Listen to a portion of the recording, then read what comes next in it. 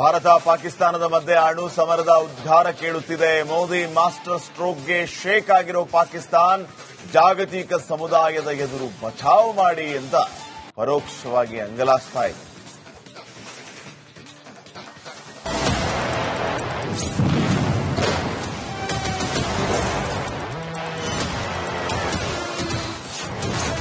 ಪಾಕ್ ಬಾಯಲ್ಲಿ ಪರಮಾಣು ಬಾಂಬ್ ಮಂತ್ರ. ನಿಜವಾಗಿ ಅಣು ಬಾಂಬ್ ದಾಳಿ ನಡೆಯುತ್ತಾ? ನುಗ್ಗಿ ಹೊಡೆಯೋದು. ಭಾರತ ನುಗ್ಗಿ ಹೊಡೆಯೋದಂತೂ ಫಿಕ್ಸ್.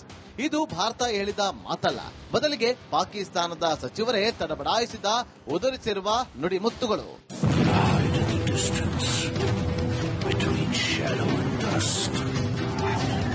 ಎಸ್, ಭಾರತದಲ್ಲಿ ಪ್ರತೀಕಾರದ ಕೂಗು ಮೊಳಗಿದ್ರೆ ಅದೆಲ್ಲಿಂದನೂ ಪಾಕಿಸ್ತಾನದ ಸಚಿವ ರಾತ್ರೋರಾತ್ರಿ ಸುದ್ದಿಗೋಷ್ಠಿ ನಡೆಸಿಬಿಟ್ಟ. ಅಯ್ಯೋ, ಭಾರತ ಎಲ್ಲದಕ್ಕೂ ರೆಡಿಯಾಗಿದೆ, ಇನ್ನೇನ್ ದಾಳಿ ಮಾಡೋದೊಂದೇ ಬಾಕಿ ಅಂತ ಪಾಕ್ ಮಾಹಿತಿ ಸಚಿವ ಅತಾವುಲ್ಲಾ ತರೂರ್ ಗಲಿಬಿಲಿಯಲ್ಲೇ ಡೈಲಾಗ್ ಬಿಟ್ಟಿದ್ದಾನೆ. Pakistan has credible intelligence that India intends carrying out military action against Pakistan in the next 24 to 36 hours. ಅವನದ್ದು ಒಂದು ರಾಗವಾದ್ರೆ ಮತ್ತೊಬ್ಬ ಮಿನಿಸ್ಟರ್ ಹನೀಫ್ ಅಬ್ಬಾಯಿಸಿದ್ದು ಇನ್ನೊಂದು ರಾಗ.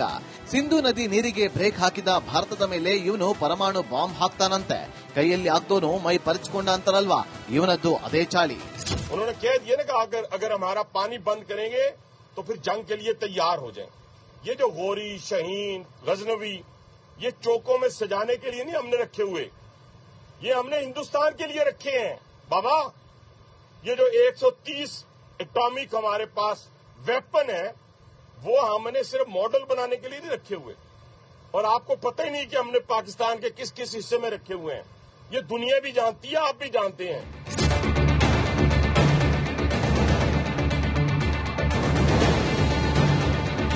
ಇನ್ನು ಹೀಗೆ ಭಾರತದ ಎದುರು ಸಚಿವರು ಎಗರಲಾಡ್ತಾ ಇದ್ದಾರೆ. ಆದರೆ ಅವರ ಯೋಗ್ಯತೆ ಏನು, ಅವರ ಶಕ್ತಿ ಎಷ್ಟು ಅಂತ ನೋಡೋದಾದ್ರೆ, ಭಾರತವು ಸೇನಾ ಶಕ್ತಿಯಲ್ಲಿ 4ನೇ ರ್ಯಾಂಕ್ನಲ್ಲಿದ್ರೆ ಪಾಕಿಸ್ತಾನ 12ನೇ ರ್ಯಾಂಕಿಂಗ್ನಲ್ಲಿದೆ. ಇನ್ನು ಭಾರತದ ಬಳಿ ಅಣ್ವಸ್ತ್ರ ಸಿಡಿತಲೆ 140, ಪಾಕ್ ಬಳಿ 150 ಇದೆ. ಭಾರತದ ಸಕ್ರಿಯ ಯೋಧರ ಸಂಖ್ಯೆ 21 ಲಕ್ಷವಿದ್ರೆ ಪಾಕ್ ಯೋಧರ ಸಂಖ್ಯೆ 6.5 ಲಕ್ಷ ಇದೆ. ಭಾರತದ ಮೀಸಲು ಪಡೆಯ ಸಂಖ್ಯೆ 11.5 ಲಕ್ಷ ಇದ್ರೆ ಪಾಕ್ನಲ್ಲಿ 5 ಲಕ್ಷ ಮೀಸಲು ಪಡೆ ಇದೆ. ಇನ್ನು ನಮ್ಮ ಬಳಿ 4,426 ಯುದ್ಧ ಟ್ಯಾಂಕರ್ಗಳಿದ್ರೆ ಪಾಕಿಸ್ತಾನದ ಬಳಿ 2,735 ಟ್ಯಾಂಕರ್ಗಳಿವೆ. ಭಾರತದ ಬಳಿ 5,681 ಶಸ್ತ್ರ ಸಜ್ಜಿತ ವಾಹನಗಳಿದ್ರೆ ಪಾಕಿಸ್ತಾನದ ಬಳಿ 3,066 ವಾಹನಗಳಿವೆ. ಅದೇ ರೀತಿ ಭಾರತದ ಬಳಿ 5,067 ಫಿರಂಗಿಗಳಿದ್ರೆ ಪಾಕ್ ಬಳಿ 3,745 ಫಿರಂಗಿಗಳಿವೆ. ಭಾರತದ ಬಳಿ 2,216 ಒಟ್ಟು ವಿಮಾನಗಳಿದ್ರೆ ಪಾಕಿಸ್ತಾನದ ಬಳಿ ಅದರ ಸಂಖ್ಯೆ 1,143 ಇದೆ. ಭಾರತದ ಬಳಿ 323 ಯುದ್ಧ ವಿಮಾನಗಳಿದ್ರೆ ಪಾಕ್ ಬಳಿ 186 ಇದೆ. ಇನ್ನು ಭಾರತವು 220 ದಾಳಿ ಹೆಲಿಕಾಪ್ಟರ್ ಗಳಿದ್ರೆ ಪಾಕಿಸ್ತಾನ 90 ಹೆಲಿಕಾಪ್ಟರ್ಗಳನ್ನು ಒಳಗೊಂಡಿದೆ. ಭಾರತೀಯ ಸೇನೆ ಬಳಿ 15 ಸಬ್ ಮರೀನ್ಗಳಿದ್ರೆ ಪಾಕ್ ಹತ್ರ 5 ಸಬ್ ಮರೀನ್ಗಳಿವೆ. ಭಾರತದ ಹತ್ರ 2 ವಿಮಾನ ವಾಹಕಗಳಿವೆ. ಆದರೆ ಪಾಕಿಸ್ತಾನದ ಬಳಿ ಹೇಳಿಕೊಳ್ಳುವುದಕ್ಕೆ ಒಂದೂ ಇಲ್ಲ.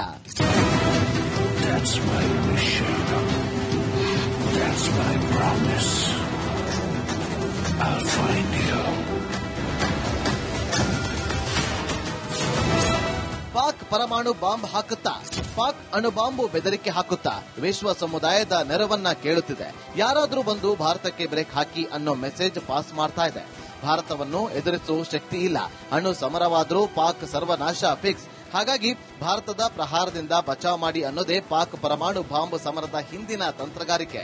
ನಮ್ಮ ಹತ್ರ ಅಣು ಬಾಂಬ್ ಇದೆ, ನಮ್ಮ ಹತ್ರ ಅಷ್ಟಿದೆ ಇಷ್ಟಿದೆ, ನಾವು ಆಗ ಮಾಡ್ತೀವಿ ಈಗ ಮಾಡ್ತೀವಿ ಅಂತ ಹೇಳಿ ಹೇಳ್ತಾ ಇದ್ದಾರಲ್ಲ, ಇದು ಕೇವಲ ನಮ್ಮನ್ನ ಎದುರಿಸಲಿಕ್ಕೆ ಹೊರತು ಏಕ್ದಮ್ ಅಣುಬಾಂಬನ್ನು ಅವರು ಯೂಸ್ ಮಾಡ್ಲಿಕ್ಕೆ ಗೊತ್ತಿಲ್ಲ. ಒಂದು ವೇಳೆ ಅವರು ಅಣುಬಾಂಬನ್ನು ಯೂಸ್ ಮಾಡಿದ್ರು ಅಂತ ತಿಳ್ಕೊಳ್ಳಿ, ಅದು ಯಾವ ಟೈಮಲ್ಲಿ ಬೇಕಾದ್ರೆ ಆಗಲಿ, ಯುದ್ಧದ ಮೊದಲಾಗಲಿ, ಯುದ್ಧದ ಮಧ್ಯದಲ್ಲೇ ಆಗಲಿ, ಯುದ್ಧದ ಆಮೇಲೆ ಆದರೆ ಯಾವಾಗ ಅವರು ಯೂಸ್ ಮಾಡಲಿಕ್ಕೆ ಅಂತೇಳಿ ಬರ್ತದೆ, ನಮ್ಮ ಬಿಸಿನೆಸ್ಗಳು ನಮ್ಮ ಎಲ್ಲವೂ ರೆಡಿ ಇದೆ ಅದನ್ನು ನಾಶಪಡಿಸಲಿಕ್ಕೆ, ಅದರಲ್ಲಿ ಸಂದೇಹ ಇಲ್ಲ.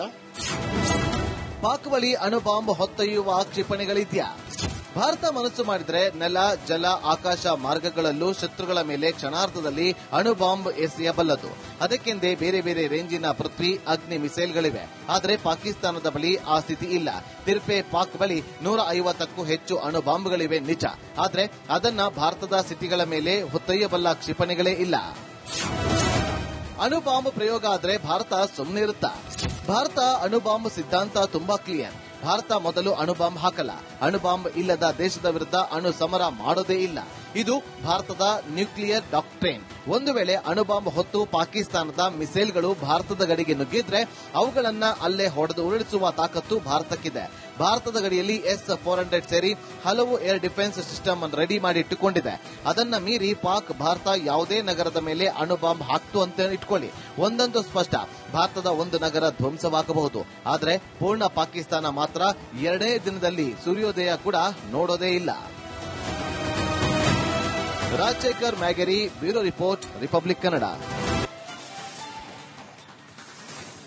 ಭಾರತ ಪಾಕಿಸ್ತಾನದ ಮಧ್ಯೆ ಅಣು ಸಮರದ ಉದ್ಗಾರ ಕೇಳುತ್ತಿದೆ. ಮೋದಿ ಮಾಸ್ಟರ್ ಸ್ಟ್ರೋಕ್ಗೆ ಶೇಕ್ ಆಗಿರೋ ಪಾಕಿಸ್ತಾನ್ ಜಾಗತಿಕ ಸಮುದಾಯದ ಎದುರು ಬಚಾವ್ ಮಾಡಿ ಅಂತ ಪರೋಕ್ಷವಾಗಿ ಅಂಗಲಾಚ್ತಾ ಇದೆ.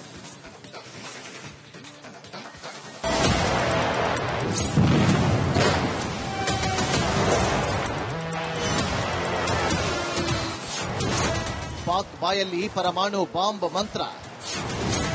ನಿಜವಾಗಿ ಅಣು ಬಾಂಬ್ ದಾಳಿ ನಡೆಯುತ್ತಾ? ನುಗ್ಗಿ ಹೊಡೆಯೋದು. ಭಾರತ ನುಗ್ಗಿ ಹೊಡೆಯೋದಂತೂ ಫಿಕ್ಸ್. ಇದು ಭಾರತ ಹೇಳಿದ ಮಾತಲ್ಲ, ಬದಲಿಗೆ ಪಾಕಿಸ್ತಾನದ ಸಚಿವರೇ ತಡಬಡಾಯಿಸಿದ ಉದುರಿಸಿರುವ ನುಡಿಮುತ್ತುಗಳು.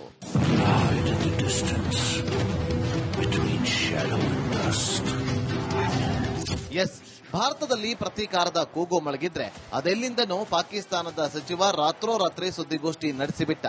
ಅಯ್ಯೋ, ಭಾರತ ಎಲ್ಲದಕ್ಕೂ ರೆಡಿಯಾಗಿದೆ, ಇನ್ನೇನ್ ದಾಳಿ ಮಾಡೋದೊಂದೇ ಬಾಕಿ ಅಂತ ಪಾಕ್ ಮಾಹಿತಿ ಸಚಿವ ಅತಾವುಲ್ಲಾ ತರೂರ್ ಗಲಿಬಿಲಿಯಲ್ಲೇ ಡೈಲಾಗ್ ಬಿಟ್ಟಿದ್ದಾನೆ. Pakistan has credible intelligence that India intends carrying out military action against Pakistan in the next 24 to 36 hours. ಅವನದು ಒಂದು ರಾಗವಾದ್ರೆ ಮತ್ತೊಬ್ಬ ಮಿನಿಸ್ಟರ್ ಹನೀಫ್ ಅಬ್ಬಾಯಿಸಿದ್ದು ಇನ್ನೊಂದು ರಾಗ.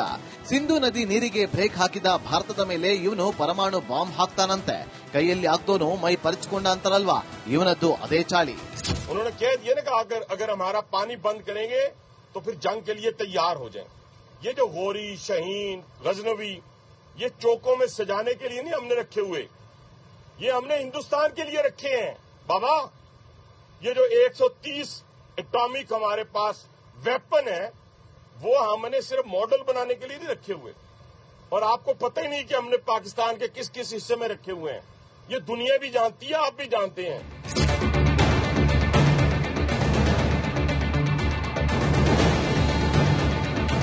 ಇನ್ನು ಹೀಗೆ ಭಾರತದ ಎದುರು ಸಚಿವರು ಎಗರಲಾಡ್ತಾ ಇದ್ದಾರೆ. ಆದರೆ ಅವರ ಯೋಗ್ಯತೆ ಏನು, ಅವರ ಶಕ್ತಿ ಎಷ್ಟು ಅಂತ ನೋಡೋದಾದ್ರೆ, ಭಾರತವು ಸೇನಾ ಶಕ್ತಿಯಲ್ಲಿ 4ನೇ ರ್ಯಾಂಕ್ನಲ್ಲಿದ್ರೆ ಪಾಕಿಸ್ತಾನ 12ನೇ ರ್ಯಾಂಕಿಂಗ್ನಲ್ಲಿದೆ. ಇನ್ನು ಭಾರತದ ಬಳಿ ಅಣ್ವಸ್ತ್ರ ಸಿಡಿತಲೆ 140, ಪಾಕ್ ಬಳಿ 150 ಇದೆ. ಭಾರತದ ಸಕ್ರಿಯ ಯೋಧರ ಸಂಖ್ಯೆ 21 ಲಕ್ಷವಿದ್ರೆ ಪಾಕ್ ಯೋಧರ ಸಂಖ್ಯೆ 6.5 ಲಕ್ಷ ಇದೆ. ಭಾರತದ ಮೀಸಲು ಪಡೆಯ ಸಂಖ್ಯೆ 11.5 ಲಕ್ಷ ಇದ್ರೆ ಪಾಕ್ನಲ್ಲಿ 5 ಲಕ್ಷ ಮೀಸಲು ಪಡೆ ಇದೆ. ಇನ್ನು ನಮ್ಮ ಬಳಿ 4,426 ಯುದ್ಧ ಟ್ಯಾಂಕರ್ಗಳಿದ್ರೆ ಪಾಕಿಸ್ತಾನದ ಬಳಿ 2,735 ಟ್ಯಾಂಕರ್ಗಳಿವೆ. ಭಾರತದ ಬಳಿ 5,681 ಶಸ್ತ್ರ ಸಜ್ಜಿತ ವಾಹನಗಳಿದ್ರೆ ಪಾಕಿಸ್ತಾನದ ಬಳಿ 3,066 ವಾಹನಗಳಿವೆ. ಅದೇ ರೀತಿ ಭಾರತದ ಬಳಿ 5,067 ಫಿರಂಗಿಗಳಿದ್ರೆ ಪಾಕ್ ಬಳಿ 3,745 ಫಿರಂಗಿಗಳಿವೆ. ಭಾರತದ ಬಳಿ 2,216 ಒಟ್ಟು ವಿಮಾನಗಳಿದ್ರೆ ಪಾಕಿಸ್ತಾನದ ಬಳಿ ಅದರ ಸಂಖ್ಯೆ 1,143 ಇದೆ. ಭಾರತದ ಬಳಿ 323 ಯುದ್ಧ ವಿಮಾನಗಳಿದ್ರೆ ಪಾಕ್ ಬಳಿ 186 ಇದೆ. ಇನ್ನು ಭಾರತವು 220 ದಾಳಿ ಹೆಲಿಕಾಪ್ಟರ್ಗಳಿದ್ರೆ ಪಾಕಿಸ್ತಾನ 90 ಹೆಲಿಕಾಪ್ಟರ್ಗಳನ್ನು ಒಳಗೊಂಡಿದೆ. ಭಾರತೀಯ ಸೇನೆ ಬಳಿ 15 ಸಬ್ ಮರಿನ್ಗಳಿದ್ರೆ ಪಾಕ್ ಹತ್ರ 5 ಸಬ್ ಮರಿನ್ಗಳಿವೆ. ಭಾರತದ ಹತ್ರ 2 ವಿಮಾನ ವಾಹಕಗಳಿವೆ. ಆದರೆ ಪಾಕಿಸ್ತಾನದ ಬಳಿ ಹೇಳಿಕೊಳ್ಳುವುದಕ್ಕೆ ಒಂದೂ ಇಲ್ಲ.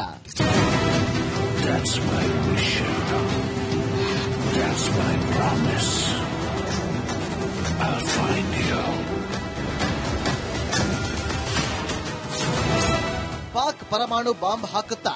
ಪಾಕ್ ಅಣುಬಾಂಬು ಬೆದರಿಕೆ ಹಾಕುತ್ತಾ ವಿಶ್ವ ಸಮುದಾಯದ ನೆರವನ್ನ ಕೇಳುತ್ತಿದೆ. ಯಾರಾದ್ರೂ ಬಂದು ಭಾರತಕ್ಕೆ ಬ್ರೇಕ್ ಹಾಕಿ ಅನ್ನೋ ಮೆಸೇಜ್ ಪಾಸ್ ಮಾಡ್ತಾ ಇದೆ. ಭಾರತವನ್ನು ಎದುರಿಸುವ ಶಕ್ತಿ ಇಲ್ಲ. ಅಣು ಸಮರವಾದ್ರೂ ಪಾಕ್ ಸರ್ವನಾಶ ಫಿಕ್ಸ್. ಹಾಗಾಗಿ ಭಾರತದ ಪ್ರಹಾರದಿಂದ ಬಚಾವ್ ಮಾಡಿ ಅನ್ನೋದೇ ಪಾಕ್ ಪರಮಾಣು ಬಾಂಬ್ ಸಮರದ ಹಿಂದಿನ ತಂತ್ರಗಾರಿಕೆ. ನಮ್ಮ ಹತ್ರ ಅಣುಬಾಂಬ್ ಇದೆ, ನಮ್ಮ ಹತ್ರ ಅಷ್ಟಿದೆ ಇಷ್ಟಿದೆ, ನಾವು ಆಗ ಮಾಡ್ತೀವಿ ಈಗ ಮಾಡ್ತೀವಿ ಅಂತ ಹೇಳಿ ಹೇಳ್ತಾ ಇದ್ದಾರಲ್ಲ, ಇದು ಕೇವಲ ನಮ್ಮನ್ನ ಎದುರಿಸಲಿಕ್ಕೆ ಹೊರತು ಏಕ್ದಮ್ ಅಣುಬಾಂಬನ್ನ ಅವರು ಯೂಸ್ ಮಾಡ್ಲಿಕ್ಕೆ ಗೊತ್ತಿಲ್ಲ. ಒಂದು ವೇಳೆ ಅವರು ಅಣುಬಾಂಬನ್ನ ಯೂಸ್ ಮಾಡಿದ್ರು ಅಂತ ತಿಳ್ಕೊಳ್ಳಿ, ಅದು ಯಾವ ಟೈಮಲ್ಲಿ ಬೇಕಾದ್ರೆ ಆಗಲಿ, ಯುದ್ಧದ ಮೊದಲಾಗಲಿ, ಯುದ್ಧದ ಮಧ್ಯದಲ್ಲೇ ಆಗಲಿ, ಯುದ್ಧದ ಆಮೇಲೆ ಆದ್ರೆ ಯಾವಾಗ ಅವರು ಯೂಸ್ ಮಾಡಲಿಕ್ಕೆ ಅಂತೇಳಿ ಬರ್ತದೆ, ನಮ್ಮ ಬಿಸಿನೆಸ್ಗಳು ನಮ್ಮ ಎಲ್ಲವೂ ರೆಡಿ ಇದೆ ಅದನ್ನು ನಾಶಪಡಿಸಲಿಕ್ಕೆ, ಅದರಲ್ಲಿ ಸಂದೇಹ ಇಲ್ಲ. ಪಾಕ್ ಬಳಿ ಅಣುಬಾಂಬ್ ಹೊತ್ತೊಯ್ಯುವ ಕ್ಷಿಪಣಿಗಳಿದ್ಯಾ? ಭಾರತ ಮನಸ್ಸು ಮಾಡಿದ್ರೆ ನೆಲ, ಜಲ, ಆಕಾಶ ಮಾರ್ಗಗಳಲ್ಲೂ ಶತ್ರುಗಳ ಮೇಲೆ ಕ್ಷಣಾರ್ಧದಲ್ಲಿ ಅಣುಬಾಂಬ್ ಎಸೆಯಬಲ್ಲದು. ಅದಕ್ಕೆಂದೇ ಬೇರೆ ಬೇರೆ ರೇಂಜಿನ ಪೃಥ್ವಿ, ಅಗ್ನಿ ಮಿಸೈಲ್ಗಳಿವೆ. ಆದರೆ ಪಾಕಿಸ್ತಾನದ ಬಳಿ ಆ ಸ್ಥಿತಿ ಇಲ್ಲ. ತಿರ್ಪೆ ಪಾಕ್ ಬಳಿ 150ಕ್ಕೂ ಹೆಚ್ಚು ಅಣುಬಾಂಬ್ಗಳಿವೆ ನಿಜ. ಆದರೆ ಅದನ್ನ ಭಾರತದ ಸಿಟಿಗಳ ಮೇಲೆ ಹೊತ್ತೊಯ್ಯಬಲ್ಲ ಕ್ಷಿಪಣಿಗಳೇ ಇಲ್ಲ. ಅಣುಬಾಂಬ್ ಪ್ರಯೋಗ ಆದ್ರೆ ಭಾರತ ಸುಮ್ಮನಿರುತ್ತಾ? ಭಾರತ ಅಣುಬಾಂಬ್ ಸಿದ್ಧಾಂತ ತುಂಬಾ ಕ್ಲಿಯರ್. ಭಾರತ ಮೊದಲು ಅಣುಬಾಂಬ್ ಹಾಕಲ್ಲ. ಅಣುಬಾಂಬ್ ಇಲ್ಲದ ದೇಶದ ವಿರುದ್ಧ ಅಣು ಸಮರ ಮಾಡೋದೇ ಇಲ್ಲ. ಇದು ಭಾರತದ ನ್ಯೂಕ್ಲಿಯರ್ ಡಾಕ್ಟ್ರೇನ್. ಒಂದು ವೇಳೆ ಅಣುಬಾಂಬ್ ಹೊತ್ತು ಪಾಕಿಸ್ತಾನದ ಮಿಸೈಲ್ಗಳು ಭಾರತದ ಗಡಿಗೆ ನುಗ್ಗಿದ್ರೆ ಅವುಗಳನ್ನ ಅಲ್ಲೇ ಹೊಡೆದು ಉರುಳಿಸುವ ತಾಕತ್ತು ಭಾರತಕ್ಕಿದೆ. ಭಾರತದ ಗಡಿಯಲ್ಲಿ S-400 ಸೇರಿ ಹಲವು ಏರ್ ಡಿಫೆನ್ಸ್ ಸಿಸ್ಟಮ್ ಅನ್ನು ರೆಡಿ ಮಾಡಿ ಇಟ್ಟುಕೊಂಡಿದೆ. ಅದನ್ನ ಮೀರಿ ಪಾಕ್ ಭಾರತ ಯಾವುದೇ ನಗರದ ಮೇಲೆ ಅಣುಬಾಂಬ್ ಹಾಕ್ತು ಅಂತ ಇಟ್ಕೊಳ್ಳಿ, ಒಂದಂತೂ ಸ್ಪಷ್ಟ, ಭಾರತದ ಒಂದು ನಗರ ಧ್ವಂಸವಾಗಬಹುದು. ಆದರೆ ಪೂರ್ಣ ಪಾಕಿಸ್ತಾನ ಮಾತ್ರ 2ನೇ ದಿನದಲ್ಲಿ ಸೂರ್ಯೋದಯ ಕೂಡ ನೋಡೋದೇ ಇಲ್ಲ. Rajashekhar Myageri, bureau report, Republic Kannada.